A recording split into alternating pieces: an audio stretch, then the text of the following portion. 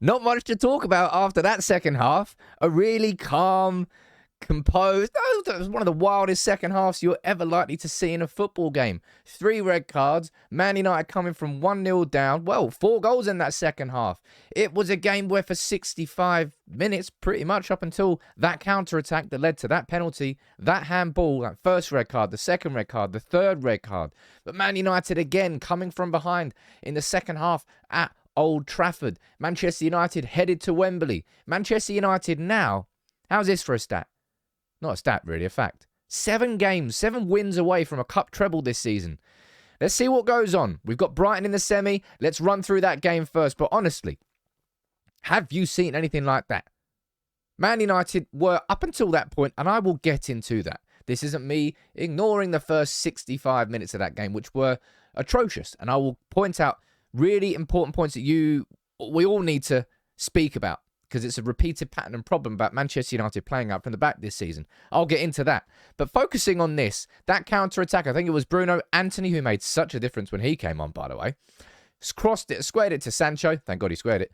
And then Willian, handball, clear handball, obvious. He's going to get sent off, but get a penalty. All right, what happens? Marco Silva decides to try and go full Barcelona mode and influence the ref. He gets sent off. Mitrovic decides to push the ref. He gets sent off. 3 red cards in 90 seconds. And Bruno with an extremely composed penalty. And then Manchester United pile drive them from then. Bruno, I will speak about in particular quite soon. But I'm so happy for Sabitzer to get that goal. I really am. He is, I would call him a tidy player. He's not going to pull up trees. He's not going to transform this team, but he is a good squad midfielder. And given that we can get him for around about 20 million, he's done nothing but really impress me since he's joined. Clearly, he's much better in the opponent's half, towards the edge of the opponent's box, than he is towards the edge of his own, right? That's the strengths of his game. And there today, great finish, great pass. I don't know what I did there with my collar. Slapped that open. Anyway, Shaw, lovely cross. Great move from United. Sabitzer, tidy finish. But Bruno is a man who has deserved the criticism, all the criticism he got after the game at Anfield, just like every other player did.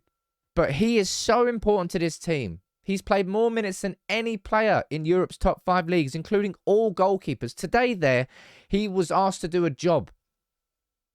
And it's not his position. He was playing what, on the right wing? He ended up being the number 6 so often today, because without Casemiro and Eriksen, this team has a severe lack of control. But ultimately, we came through it. And Erik Ten Hag, while he looked at that first 65 minutes, and there are lessons to be learned. By the way, we've now got a 2-week break. Finally, we've navigated this whole mad period. Every game's every 3 days for 2 months. And inside that, we won the Carabao Cup. We're into the FA Cup semi-final. We're into the Europa League quarter-final. And we are 3rd in the league. That's an incredible position to be in. Just take that into account before you start slagging what you saw in the first 65 minutes. Because let's be honest, it was crap. Manchester United were poor. How good was Anthony when he came on there, man? In terms of impacting the tempo of the game. That's what Anthony changed there. As soon as he came on, we had that extra width and that wasn't directness, but we had the width that was stretching the Fulham defence. They didn't know whether to go tight to him. When they did, Robinson got a yellow. He was very good when he came off the bench. And he has positively impacted more games than he has negatively impacted ones this season. I know we're frustrated. His potential, there is so much more to his game. But Anthony, I think, really made a big difference coming off the bench. And I imagine Ten Hag's going to point that out in his post-match press conference. But look, as much as I'm saying that Ten Hag's going to be happy with what he saw in the terms of the comeback, yeah, did we get lucky? No, we didn't get lucky. Why did that penalty happen? Because it was a great counter-attack. Willian handballed it on the line. It's Fulham's fault for losing their marbles at that point. Marco Silva, the manager, getting sent off, and then Mitrovic is like, yeah, go on then. I fancy a bit of that as well. Idiots. They're idiots. They lost their heads. We took advantage of it. Man United in the second half at Old Trafford this season has happened more than once. Barcelona, Man City. Now we've got that game there against Fulham, and it's happened so many other occasions as well. It's because we build the pressure. And it affects the players, it affects the games, and it affects results. And we've done it so often this season. However, the first 65 minutes of that game, left a lot to be desired. And this is a big problem for United. And I'm not just looking at McTominay and Maguire. I'm just looking at what happens when United don't have Casemiro and Eriksen. What you saw so often today, or maybe you didn't, but this is what I'm going to point out to you. I'm sure you did. The only time where United had any sort of ability going forward in that first half was when Martinez did one of his line-breaking passes. Martinez, he's just so good. And Martinez has raised that standard of a centre-back now. Maguire, the crowd was getting on his back in that second half because he was just slowing it down, looking sideways, passing it sideways. You take the responsibility. I can't be bothered. I don't want to do it. Martinez, the opposite of that. And that's what frustrates fans. But we have a big problem whenever Casemiro and Eriksen aren't playing out from the back with the ball. Because no midfielder, it was McTominay not doing it because he's not a number 6. It's Sabitzer not doing it because he's not a number 6. So what happened? Let's speak about Martinez in a bit. Bruno Fernandes ended up doing it. And he's not a number 6. We've got nobody inside this squad that when Casemiro and Eriksen are out, that want to receive that ball from the defenders. They never make themselves available. And what happens? Your two centre-backs have no one to pass through into the middle. They've got to go to the full-backs. They get blocked by the wingers. Back to the goalkeeper. And launch. Rinse and repeat. No control whatsoever. As I said, Martinez, he's so good. He really is so good and so confident with the ball at his feet. I think there's one point in the first half where he did like a little 1-2-3 with David De Gea. A little nice from David De Gea in that point, actually. And bringing it out from the back with the ball. You need that. That's Ten Hag's philosophy. It's the foundation of his team. And I tell you what, with McTominay and Maguire there, you just can't do it. And then people are going to get on Bruno Fernandes' back because he was poor in that role. Because he doesn't know it's not his role. If you're looking for a man to control and slow a game down, do not look at Bruno Fernandes.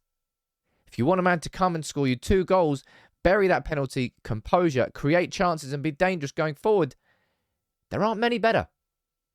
Square pegs, round holes if you're going to try and get him to sit deep and replace what Eriksen and Casemiro do for this team. We can't do it. It's a problem. It's why we need a ball progressing a De Jong. We need to sign De Jong. And it's probably not going to be De Jong. So who can we sign in that mould? That's a key signing that we have to make this summer. But look, Jadon Sancho in that first half, I was going to speak about him in more depth. I'm very indifferent with Jadon Sancho at the moment. But I'll tell you what, I don't know what position he's playing. It's like left wing, then he's playing number 10, then he's on the right wing, and then he's going up top. United's front four are fluid. I think was it Sancho who got the assist for Bruno at the end? I'm not quite sure. David De Gea made a couple of wonderful saves, got to point that out. But it goes to that's when United aren't playing well, when you're looking at David De Gea making these saves, because that's when you're. We were so poor in that first 65 minutes, man. I don't know whether it was a hangover from Real, but I don't know what it was. I think it's just the concept, and I know Ten Hag will not use it as an excuse, and I'm not using it as an excuse. It's just a reality. This team's played every 3 days for 2 and a bit months. How can you? Of course, that's going to have a fatigue impact. It's biology. It's the intensity that this team plays at, typically. We didn't have that in that first 65 minutes. But we, as a team and as a collective, took advantage of the opportunity that we created. We forced that penalty. We forced William to stick his elbow out. He took that and was like, I'll get away with it. No, you weren't. Then Fulham decided to collapse.